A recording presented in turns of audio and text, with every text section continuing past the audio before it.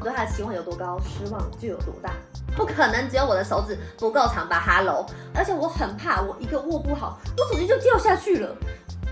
哎呦，大家众所皆知、众所期待、众所在意的散热温控表现到底是如何呢？今天这支影片呢，我会全程使用 iPhone 16 Pro 来做拍摄，因为我从今年的懒人包影片就跟大家分享说，我很期待这次收音表现如何。到底我不接麦克风裸收的情况下，可不可以有效的降低这个风切声？还有就是说，全新的混音功能到底要怎么玩，差异有多大？当然还有今年大家都很期待的温控散热跟新增的拍摄按钮的实际使用体验。那除了以上这些更新优化之外呢，我也统整了非信仰果粉们这是买之前必知的所有痛点。咦，大家是不是觉得刚刚的画面好像声音忽大忽小，就听感应该有蛮明显的落差吧？是因为我使用了4种不同的混音模式，现在是室内的版本，等一下还会有室外版，大家继续看下去。iPhone 16 Pro 呢，我目前完整使用了2天，不过意外的是，失望值已经来到了30%，速度也有一点小快。一大原因呢，是因为这是众所期待的拍摄按钮，我觉得看似酷炫，但其实没有很好用。然后再来的一大痛感呢，就是手变酸了，手感变沉重的感觉是真的还蛮明显的。尤其如果是对女生啊，或者是习惯单手使用手机的人来说，大家真的不要小看这12克，更何况你还要再装手机壳。那这只手机难道就这么不堪吗？剩下70%呢？其实升级有感的地方还是有的，就是它推出了蛮多目前手机上都还没有见到的新玩法、新功能。苹果就是这样，虽然会迟到，但 always 不会缺席。一呢是混音功能，我体验下来真的觉得还蛮有趣的。二是虽然这次的拍摄按钮对我来说还有优化空间，但它确实是开启了另外一条新思路。在大家都在往虚拟前进中呢，苹果就偏偏要来一个回马枪，在机身上增加一颗实体按键。第3个呢，就是收音时候的一个裸收降噪效果。可以看出 iPhone 虽然没有一直大声的喊口号，但是呢，他们却一直朝向着用户用 iPhone 就可以拍大片的这个方向缓速的前进中。那接下来我们就来针对这次的优缺点穿插讲实测呗。每年都要来一包的 Casetify iPhone 周边大礼包降落。我抓跟别人不一样，不喜欢Junk的你呢，需要印花设计最多、客制化弹性最大的 Casetify。给大家看一下这次的大礼包，外面竟然是直接用 Ultra 终极多功能背带扣住的，好酷！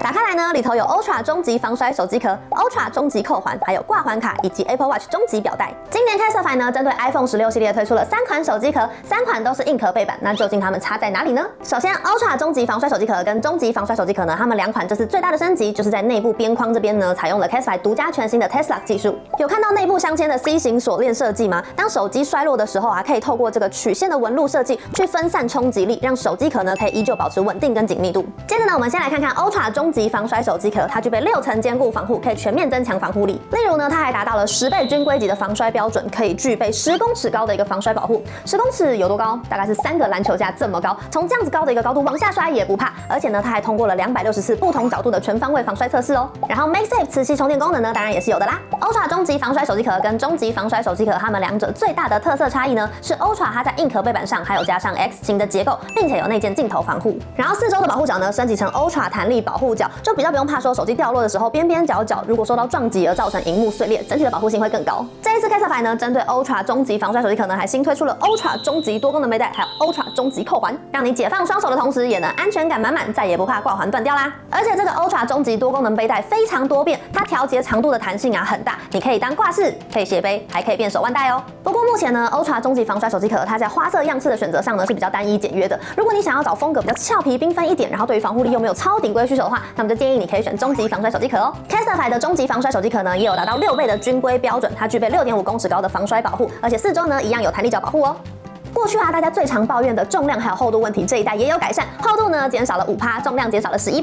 如果你希望手机壳可以具备高防护，同时又想要多样化的话，这款呢会是你的 pick。最后这款强悍防摔手机壳呢，它通过4倍的军规级防摔标准，具备2.5公尺高的防摔保护，基本上啊，生活日常的各种小破撞它都可以轻松 cover 哦。前面2款手机壳啊，比较偏 outdoor 咖或者简约中性派。不过如果你平常的活动空间大多是在室内或是偏静态的话，以及你比较追求想要轻量好携带，那么兼具轻薄跟防护力的强悍防摔手机壳会更适合你哦。那终极防摔手机壳跟强悍防摔手机壳呢，它们2者最大的差别就是在于4周有没有保护角，以及整体的防护力程度。相同的部分则是一样有很多的花样选择，然后手机壳都是由 Recasetify 的环境永续材质制成的哦。都买手机壳了，那强悍 Ultra HD 萤幕保护贴也是必备的吧？那手机壳跟萤幕保护贴都有了，要不要再加上强悍镜头保护贴一起使用，防护力 level up。除了手机 ，Casetify 呢针对手表也推出了 Apple Watch 终极表带，不同尺寸的 Apple Watch 都能支援，而且它是采用一体成型的设计，方方面面呢都能给予保护。还有多种颜色可以选 ，TPU 表带呢佩戴起来非常的透气，官方还表示具备防水抗汗哦。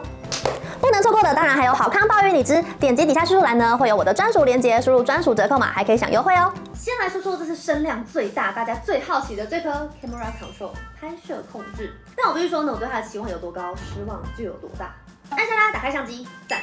但是如果我想要做一些后续的项目调整，老实说呢，没有想象中那么容易。所以目前这颗镜对我来说就是有一点了。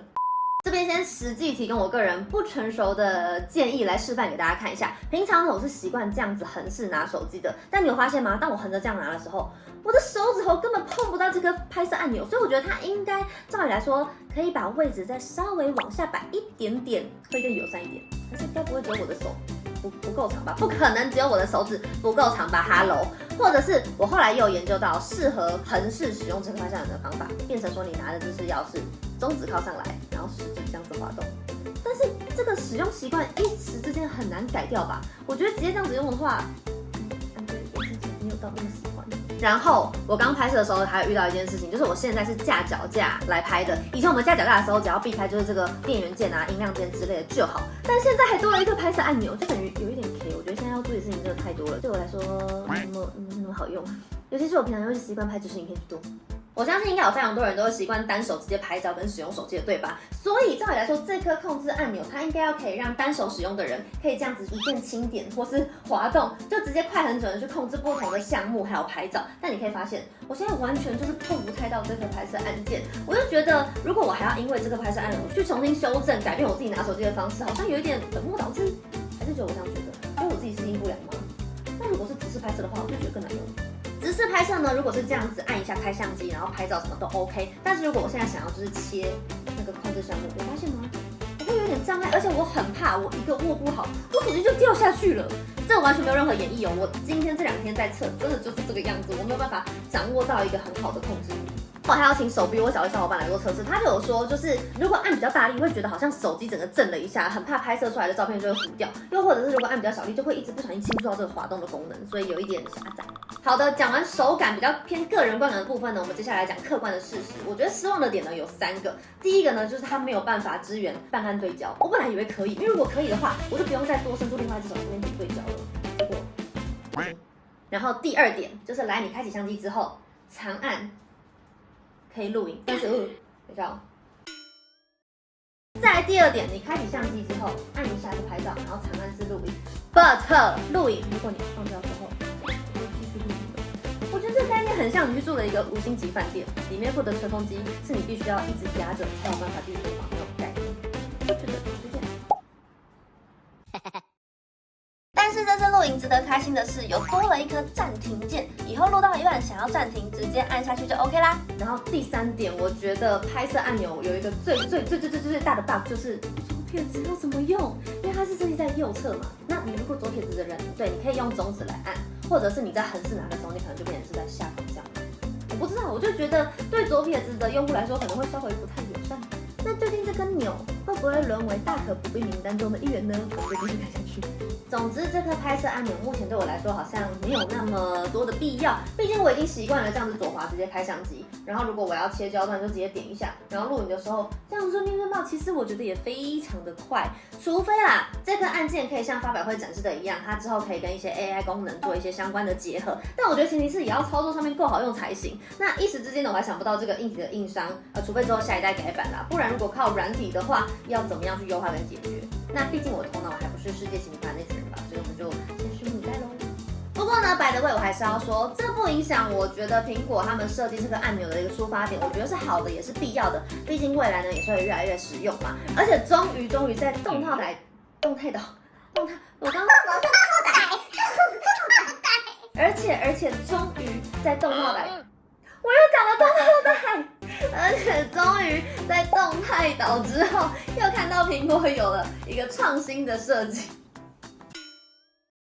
但过往呢，其实对于苹果的印象，大家通常都是觉得，它没有什么功能，如果做的不够好就不会推出。如果只是推出一些华而不实，然后只有炫炮，但是对大家没有太多实质帮助的新功能，其实他们大多都是不做的。但这个案件呢，有点扭转了我对这样的印象。说完最大的伤心处，我决定来讲一下，我觉得这次酷爆的功能就是混音功能，来安抚一下大家。那因为这几天都下雨，所以我决定等一下晚上跟虎到户外去走一走，来感受一下室外的收音表现。那我等等呢会请剪辑师切换4种不同的模式，包括有标准、画面内、录音室跟电影级4种，大家来感受一下。Let's go！ 好的，不知不觉时间又来到了晚上，然后我现在是直接用前镜头录影，前镜头最高的画质呢是4K 30 FPS。然后你们一直听到有一个咔咔咔咔咔的声音呢，是因为胡正在帮我拖着行李箱。为什么会有行李箱呢？因为我明天要出差，我要去德国。胡先生，你对于就是老婆要出差1个礼拜，你有什么样子的心得想法呢？我觉得既开心又难过。开心的部分是，因为有自己的自由时光。平常我在家你也有自由时光啊，讲的好像我。但平常会多一点噪音。噪音吗？我跟你讲，噪音的部分呢，来，现在我直接开启画面内的模式。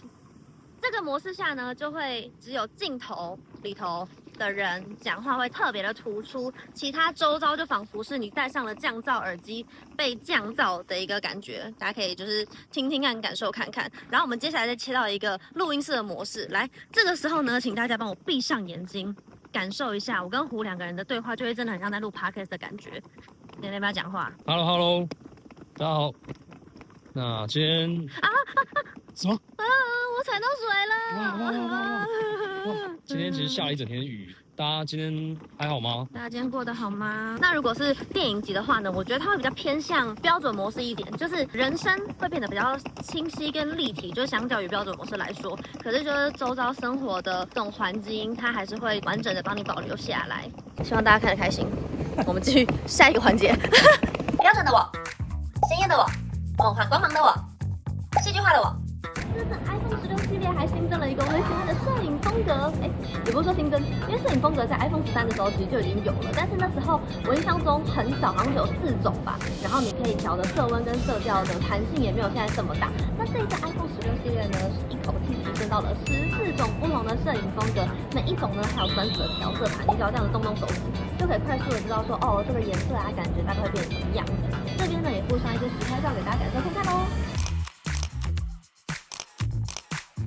相机部分，这次 iPhone 16 Pro 最大的升级就是超广角镜头升级到了4800万画素，以及支援5倍光学变焦啦。这边也一字排开给大家看一下，超广角1倍、2倍、5倍的实拍照。拍摄表现我觉得一如过去的水准，成像细腻，色调自然，5倍望远的压缩感跟清晰度也很棒。人像景深虚化效果，还有背景微微的光斑，我自己都蛮喜欢的。人像模式拍实物也很可以哦。前镜头一样是1200万画素，上一代拍起来总是有灰灰的感觉，这代终于有改善啦。夜拍的部分保留了十足的夜晚氛围，下过雨后湿漉漉的地面光影很漂亮，晚上的5倍变焦表现也依旧很不错哦。摄影的部分还有我个人这次很喜欢的升级，就是 4K 120fps 慢动作录影。有时候啊，画面慢下来，可以细细感受的东西更多，影片的层次、戏剧张力，还有叙事情感也会更丰富。之前上一代 iPhone 15系列的慢动作录影，它的规格呢是 1080p 120fps， 那这一次呢是在一般模式的录影跟慢动作录影都提升到了 4K 120fps 的规格，并且两者呢都可以直接在编辑的地方去调整它们的倍速，还有想要调整的区间的。那你可能会想说，都有一个专门的慢动作录影的模式了，为什么还要在一般模式的录影之下加入 4K 120fps 的一个慢动作摄影的功能呢？那是因为大家都忘记了，在一般模式下的录影呢，可以开启 ProRes 的格式啊。ProRes 呢，对于一些比较专业的摄影玩家，或者像我们自媒体创作者，它在影片的后置上面宽容度会更大，你想要修的细节啊、调色什么等等可以更多。等于你一支影片中如果有正常跟慢动作的一些片段需求的话，你就可以直接用 ProRes 的格式下去拍，然后在后置进行调整，一起完成。但是呢，因为 ProRes 格式它的档案会非常的肥大，可能几秒钟就10GB 了，所以这个模式呢，如果是一般人，我是建议不用特别开启啦。那除了这个差异之外，好像就没有什么差了啊。还有一个小小细节的不同，就是如果你是用慢动作录影直接录出来的成品的话，它会直接预设好慢动作的区段给你。那如果你不喜欢的话，你就可以去在后置调整。但是如果是用一般模式的120fps 去录的话，它就会生成一段正常速度的影片给你，然后你就可以再看你哪一边的区段想要放慢，要放多慢都可以自行决定咯。我知道大家现在应该在想，我到底什么时候才要讲续航啊，跟温控效能表现如何？哎，不免俗的要先来看一下，就是我的手机外观的介绍嘛。我答应你们，我速讲就好。来，两代直接摆在一起，这边是16 Pro， 这边是15 Pro， 直接高出了一个小额头。因为这一次它的荧幕大小呢，从上一代的6.1寸升级到了6.3寸。然后你知道那时候我小伙伴一看到就说，我不喜欢，我就说你看发表会的时候不就知道了吗？他要说原本以为那个差那0.2寸不会有太大的感觉，但其实真的对比之下还是有1咪咪的差距的。来，给镜头再看一下，就高了一点点，但是厚度啊什么的其实没有太大的改变。但是重量重了12克，我才想说从14 Pro 的206克到15 Pro 的187克，好不容易瘦身成功，结果现在又给我稍微复胖了一点点，变到了199克，就是有一点这样子的曲线，忽胖忽瘦，像吹气球一样。好了，这件事情也不能说他没减重啦，毕竟6克也是克嘛。不过呢，还是有好消息的。上一代 iPhone 15 Pro 啊，当它的黑边收窄到1.5mm 的时候，就已经号称是历代最窄。那这一次 iPhone 16 Pro 呢，又再度刷新了纪录，现在只剩下1.1mm，这真的是肉眼所见的优点，等于你在看影片啊、玩游戏的时候，画面都更大了。荧幕的部分一样有支援 Promotion 自适应更新率，会在不同的使用情境啊去自动调节它的更新率，最高是支援到120赫兹。亮度的部分呢，室外最高达到了2000尼特。在各大品牌啊都在强调说萤幕亮度最高可以达到多少的时候，我们苹果呢又开始唱反调了。他们这一次特别提及的反而是最低萤幕亮度。官方表示呢，在很暗的室内，萤幕最低亮度可以只剩下1尼特，来减少对眼睛的刺激。不是啊，大家不是在宣导说什么晚上或是很暗的地方不要用手机吗？不然严重的话可能会白内障之类的。但是我好像有听说，就是在欧美的地方，大家也习惯就是开个小夜灯就看书啊，用手机什么之类的。又或者是可能学生躲在棉被里面偷偷用手机，也比较不会被妈妈发现。不过如果是画面大一点跟暗一点，两者要2选1的话，我都不要，我投重量轻一点，拜托。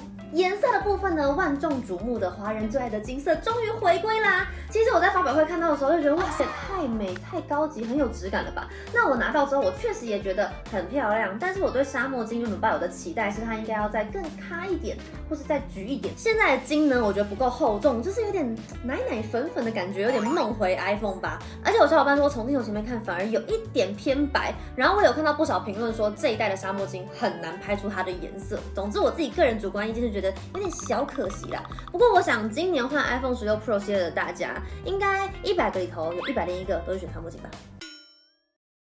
继去年人称火龙果的 iPhone 15 Pro 系列，网络上流传了各种已经烫到可以拿来煎蛋的嘲讽。A17 Pro 晶片过热翻车，灾情遍布，用户哀声遍野之后，甚至连我的小伙伴都好几度就是烫到必须得裸机来使用。那今年的 A18 Pro 晶片除了效能提升、功耗降低之外呢，其实在冷气房内使用，我觉得 iPhone 16 Pro 的体感上就已经比 iPhone 15 Pro 来的低了。我之前用15 Pro 的时候啊，我可能只是不小心多拍了几则限动，或者是滑手机的时间久了一点点，其实那温度就蛮有感的上升的，更不用说我拿15 Pro 来剪 Reels 的影片，甚至有时候城市还会出现一点小宕机，让人不敢相信这是 iPhone 啊。但目前呢 iPhone 16 Pro 是还没有这个情况啦。我也请了我2位好朋友来帮我实测一下打激斗小鼓。大家可能想说，看数字可能只差个3到4度，但体感还是蛮明显的。那时候打完呢，我们几个人都有摸一下，16 Pro 呢摸起来就是温温的感觉，但15 Pro 呢就是已经偏温热的程度了。那更不用说是到里头恰洋洋的室外。正中午的时候呢，我有实测2只手机同时录影的话呢，16 Pro 大概是来到45度左右，但是15 Pro 已经飙升到了接近47、48度了。这个体感上是真的非常有差。续航实测用它录影拍片约3个小时，加上玩游戏效能全开约1个半小时，大概用了50%电，剩下的一半电力呢，让我滑社群、发文、回留言都还绰绰有余。而针对有线充电的部分，并没有如传闻所说的会提升，一样都大概维持在20瓦左右而已。充饱一只手机依旧要花上1个半小时哦。大家看完这支影片呢，可能会觉得说，我对今年的 iPhone 是不是没有到那么满意？也有可能这是我连续3年开箱 iPhone 以来，就是负评最密集的一次。以前顶多说不够惊喜嘛。那最开头提到的说失望值30%，是不是有点给低了呢 ？No， 其实是因为这次光是摄影功能的提升，对我来说就有70%的满意度了。拍摄按键不好用，对我来说真的没差，我顶多就是略过不使用，也不会影响我其他的拍摄体验。那30%的不快乐呢，其实真的主要是来自于重量真的很重，毕竟我之后可能还是要再装壳嘛。但是又想到曾经作为14 Pro 用户的我，少了这6克也是该偷笑了啦。只是呢，身为消费者的我们，当然还是会觉得由轻入重难呢。好的，以上就是我这次针对 iPhone 16 Pro 的个人心得还有看法啦。那之后呢，我也会再做它跟前几代啊，或者是跟安卓其他旗舰机的比较，大家可以再期待一下咯。我也相信正在看这支影片的大家，可能也都拿到你们新买的 iPhone 16 Pro 系列了吧，或是身旁已经有很多亲朋好友都有拿到了新机。也欢迎如果看完之后你们有更多的小吐槽或是不同的想法，都欢迎可以留言跟我交流讨论咯。那我们就下期影片见，大家拜拜。各位朋友们，请你们打开你们的 YouTube 频道，搜寻与NYU_N，按赞、订阅、小铃铛开起来，谢谢大家。